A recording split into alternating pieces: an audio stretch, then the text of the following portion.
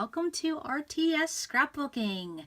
And today at RTS, what are we going to do? We are going to rearrange this stuff. Now, if you are new to this channel and you want to know who is this chickie doing all this talking, go to my earlier videos. I have some other ones probably already posted, some upcoming. See what my intro is, see who I am, and that sort of thing. But today, don't want to make this too long, and I'm learning how to do videos, so a little bit of patience with me with the lighting and the framing and that sort of thing. So today, at rearranging the stuff, we are going to rearrange ink pads. Now, when I shared this with my sister, and I did this over a year ago, so I can tell you this works because I've been using the system and it works perfect for me. And it may not work perfect for you, and that's okay. It may give you an idea for something else you can do, okay? So when I shared this with my sister, I said, how crazy is this? She said, I don't think it's crazy. I think it's genius. So I'm like, okay, then I'm not too off the wall. This is going to be a good idea. So let me show you what I did. Are you ready? It's something as simple as a photo box. I kid you not, a photo box. Now, with that being said, isn't this a beautiful photo box? It came from Hobby Lobby. It was beautiful. And I was like, I don't know what I was going to do with it, but I put it in my cart and I had to come home. Love it. It's beautiful. Actually, this Hobby Lobby collection is probably one of my favorite floral collections ever. And I've been scrapbooking 22 years, but that's another story for another day. So, ink pads. Here we go. Let's open up the lid. What do we have? Oh my gracious. Yes, 38 to 40 ink pads in a contained box with the ink colors on the side that can just go to my desk in an instant. Sign me up. Yes, such a great, cheap, easy DIY project for your ink pads. Now, it would be nice to say we had one ink company for all of our inks, but we don't. We have many different companies. So what I did was, and you can't say, well, I'm just going to go get a green, because look, I have 5, well, I don't know how many different greens. What it shows on the outside is not what's on the inside. Okay, so you do, no matter how you organize your ink pads, I stress and stress and stress to do a color swatch. Okay, takes a little bit of time, but it's one of those projects you do when you're watching TV with the family, or maybe you want to be a little crafty, but you don't want to sit down and actually work on anything. Play with your colors, and this is one way to do it. So what I did was I just took one of these, I think they're like washi tape type of stamps. I stamped out, and I used the same one, stamped out the ink. I cut it down to fit the size of the ink pad. And if you get any type of rectangle stamp, it'll work. Just make sure you can cut it down to get a good representation of the color.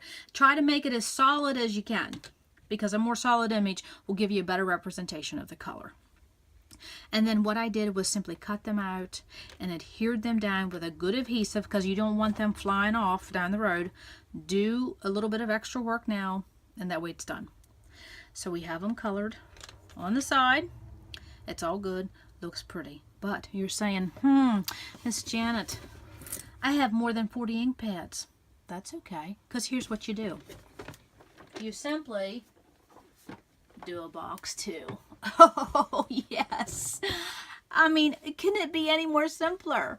So again, I don't have this lid washi tape down. And so what you can do is just simply put the lid in, bring it to your desk, and I set it up like this. This is how I put it on. So, and this is how I work from. I pull things from this way. Okay, this is what I see when I sit down. I just pull out my ink pads. And they're not going to fall out. If they slide out, push them back in. I mean, that's such minimal effort. But again, I have my ink swatches on the edge. Now, I have seen some people that they suggest doing both sides. I just found that to be twice the work, and you know what? Maybe I'm lazy. I did not feel, for me, I needed to do that. But you may need to. You go right ahead. But I will say this, no matter how you organize your ink pads, the best thing you can do is have an ink color swatch. Okay, preferably on the actual ink pad. That way you don't have to keep reference a tag book or a catalog.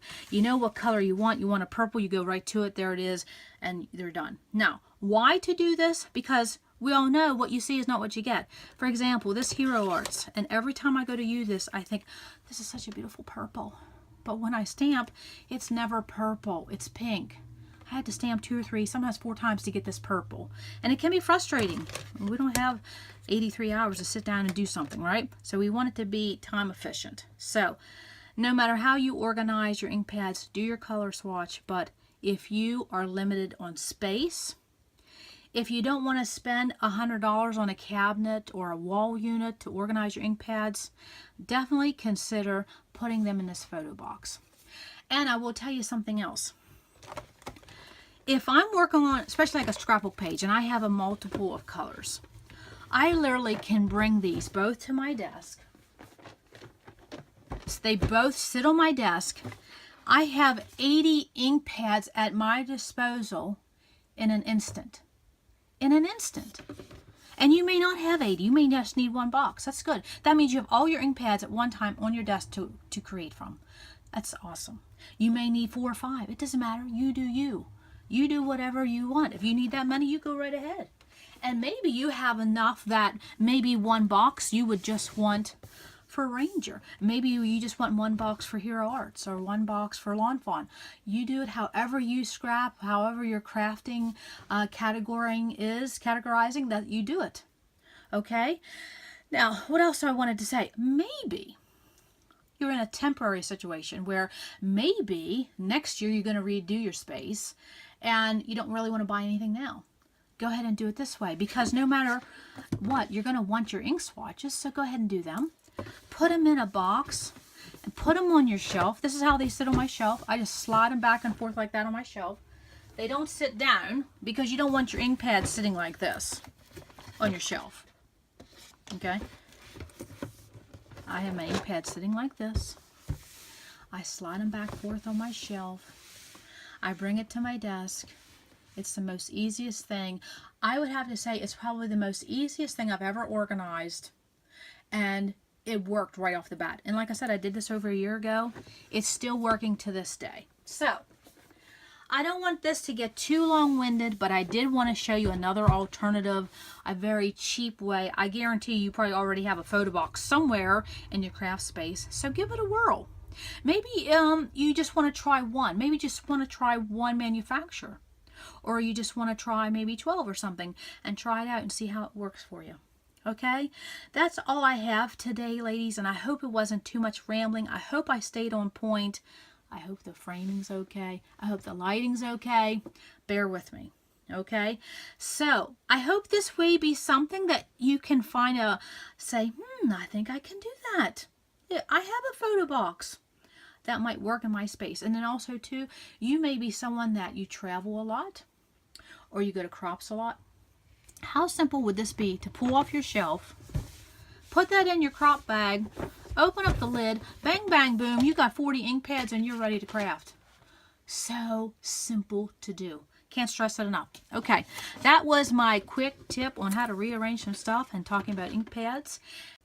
I wanted to add something to give a couple tips when you are organizing your ink pads, if this would be a solution for you. And for this photo box and to optimize this space in the photo box, if you would organize your ink pads per manufacturer, because they would stack better, versus, you know, we like things in the rainbow color, but that's not really possible. So you see I just have Ranger here, or stays on here, Ranger here, Hero Arts, Jenny Bolin. So whatever you have, even if it's more than 4 or 5, try to organize them and stack them in a way where it's per manufacturer. You don't get the rainbow color scheme, but that's okay. You can see quickly what you're doing. And then also too, the other tip, since I only have 2 of these, because I have about 80 so ink pads, is that you see how this one box is white, light color, and you see in my second box where it's a dark color. I don't have these labeled, if you can see. They're blank.